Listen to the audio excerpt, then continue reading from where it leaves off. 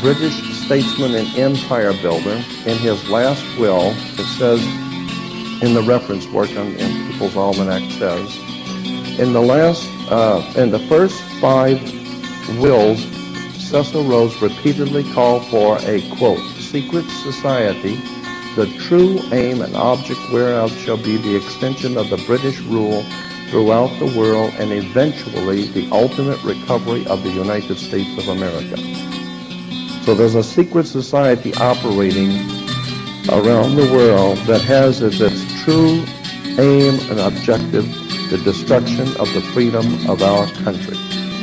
And these people are British royalty, not the English people. The English people are a beautiful people, have a very beautiful history. The country, and even the UK, all 3 of the countries are beautiful countries with beautiful people. But the British royalty, in my humble opinion, are the most evil operation on the face of the earth. I believe they're behind drug trafficking, mafia, bloodletting, and when David Icke talks about the possibility that there might be reptilian influence there, I'm going to give you my opinion on that based on my own research. I think he's totally right on this. I think there's a very good case to be made for the existence of reptilians.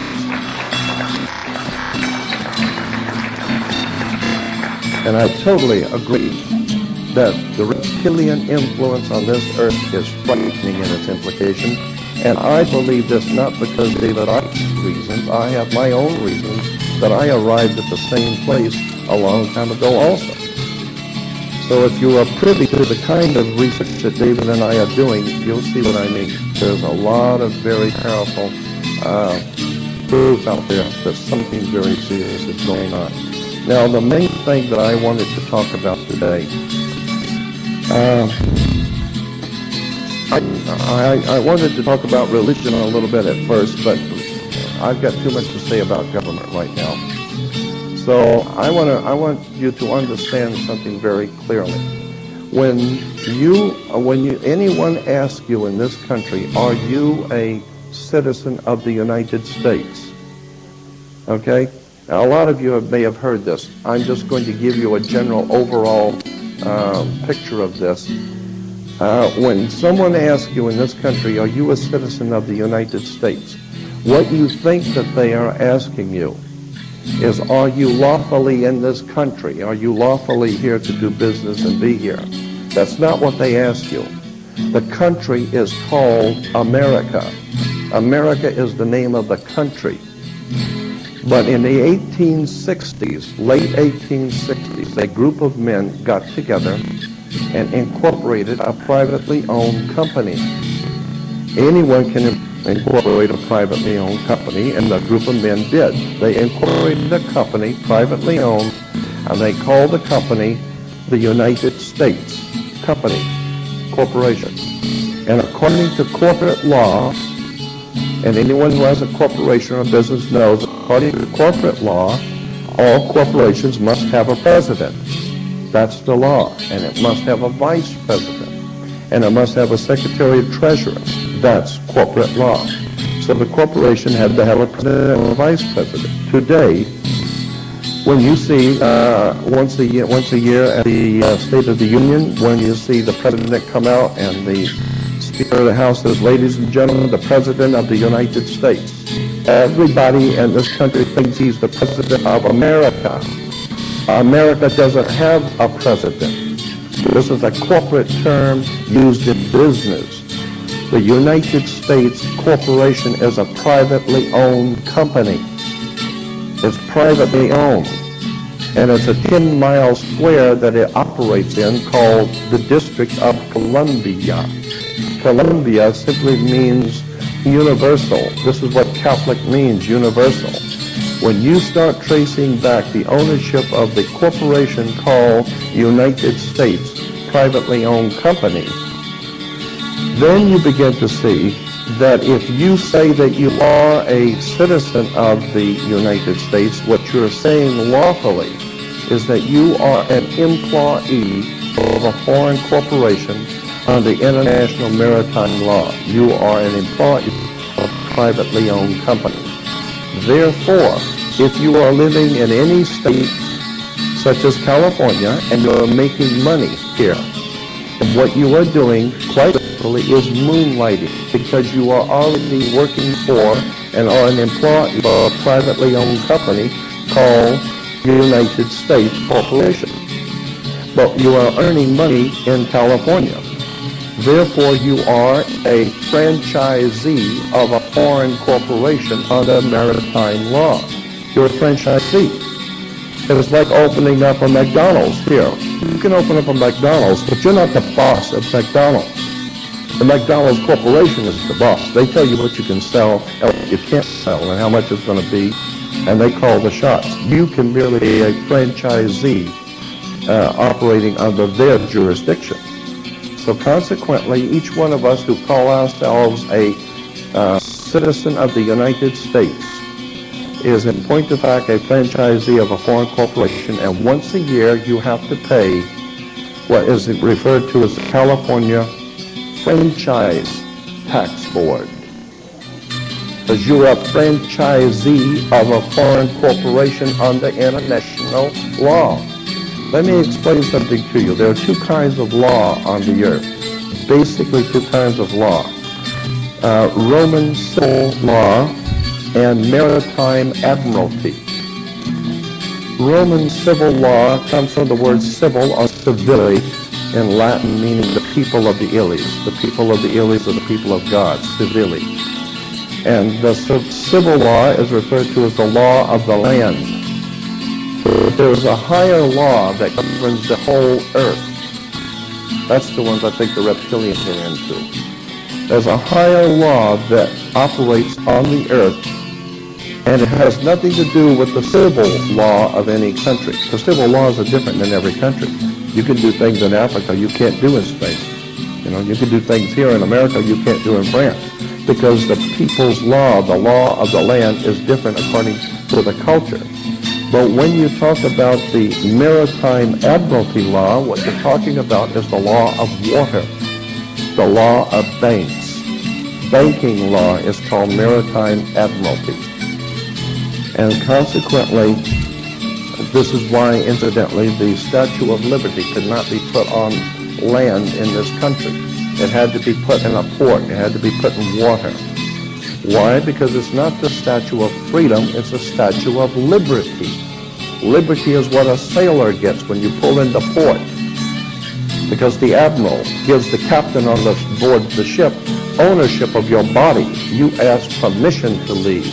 And if he lets you, which he's most likely not going to, but if he allows you to leave, you have liberty. You don't have freedom.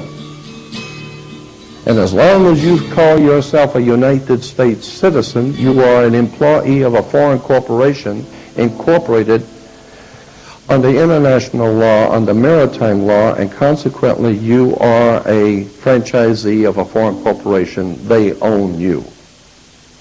Now let me show you how they own you. When a ship pulls into port, say from Japan, and brings in, say, $800 million worth of Toyotas or televisions, the first thing the captain has to do is has to give to the port authorities something called a certificate of manifest. He has to give them a certificate showing how much each car costs, whether it has 4 doors or 2, or if it's got air conditioning or not. Every car has to have its certificate of manifest, showing exactly what are you bringing into this country, how much is it going to cost our banks, how much are we going to have to pay Japan for this. And so it's business. It comes in on water. It's maritime admiralty, banking law. And so therefore, each item has to have a certificate of manifest. And the ship, when it pulls into port, parks at the dock. And wherever it parks is called the berthing of a ship. The ship sits in its berth. Now, when you were born, your mother, her water broke. And when your mother's water broke, you came out, and therefore you are a maritime admiralty product.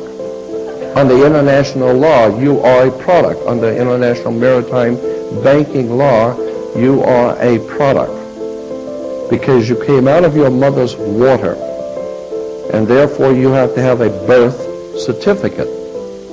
And the birth certificate has to be signed by the doc. Okay? And consequently,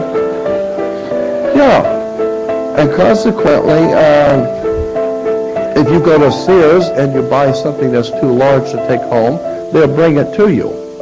And so they will tell you what time they're going to deliver the product. That's why your mother was in a delivery room. She was delivering a product under international law. Now, when you get the birth certificate, that is a certificate, a maritime admiralty certificate that shows you are a human resource. And the corporation called United States went to your mother and asked her, would you donate this body to us as a collateral for a loan?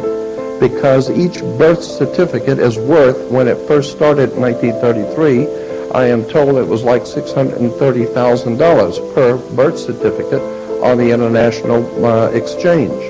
And your birth certificate today is on the stock market. And look on the back of your Social Security card and you'll see numbers in red. Anytime you see red numbers, they represent your blood. You turn it on the other side, you'll see it in blue. Blue is Maritime Admiralty, the Navy blue. And so consequently, you are a product that was bought. And on the birth certificate, down on the bottom right, where your mother signed, it doesn't say mother or parent. It says informant, because your mother was informing on you under maritime law. She was telling the corporation, I got a new chump here for you to own, and I don't know if you know this or not, so here's his paperwork. And it was sent to Washington, D.C. They took that birth certificate, and what happened, let me go back and explain that when in 1860s, when this privately owned company was incorporated called United States, like any other corporation that grows too fast, it started getting out of bounds. It started becoming very successful, and they wanted to move out overseas. I'm being very simplistic with this. There's a lot more to it, but I'm giving you the basics. Tomorrow is when the master will explain it to you in details. I'm just giving you the basic idea right now. But when the corporation called United States was founded back in the 1860s, it wanted to move overseas at the first of the turn of the century, in the 19th century, the 20th century. And so it started moving into Europe as a hostile takeover. They called it World War I. World War I was one large corporation called United States trying to take over other major corporations in the world, like Germany, France, etc. Each one of these countries are a corporation. So consequently, the United States was able to be successful in the corporate takeover of what the outcome of the World War I. But in the process, they lost so much money. The corporation spent so much money arming and making tanks and bullets and tanks to kill people that they won the hostile takeover of a foreign corporation, but now they're broke. Consequently, they are really in serious trouble now because they don't have money to feed the people at home in the corporation, and now they've taken on new corporations in Europe to be responsible for. So the United States corporation was in very big trouble, went to Europe and asked the international bankers if they could borrow money. And the international bankers said quite simply, no, you're bankrupt. So what have you got as collateral for a loan? And they came up with the idea that your birth certificate would be worth something like $630,000, because the bankers said, how much can an individual in your country working for your corporation make from the day he's born to the day he dies on an average? And it came out to about $630,000. So consequently, the bankers made a deal with the corporation called United States to credit the United States Corporation account in Europe with $630,000 per birth certificate. And this is why today this United States Corporation doesn't care about how many people come into this country illegally or unlawfully. They don't care about that. They open up the borders and let them pour in. Why? because every single person coming across that border is at least a